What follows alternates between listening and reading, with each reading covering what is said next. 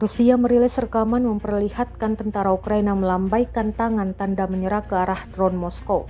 Ia tampak meletakkan senjata dan tasnya, lalu melambaikan tangan ke atas. Rekamannya beredar di Telegram pada Rabu, 4 Desember 2024. Dalam keterangan unggahan disebutkan pejuang kelompok pusat Rusia terus memberikan kesempatan terakhir kepada tentara Ukraina untuk sadar dan menyelamatkan nyawa mereka dengan menyerah.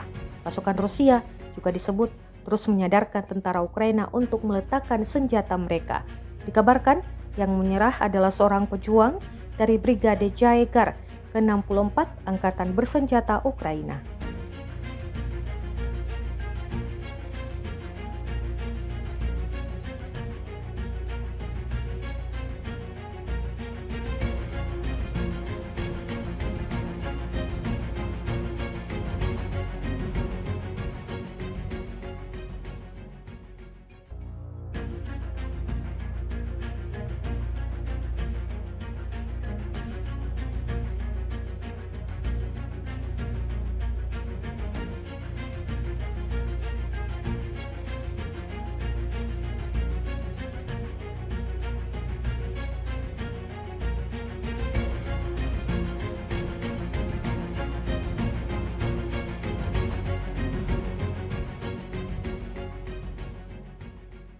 Download Tribun X sekarang, menghadirkan lokal menjadi Indonesia.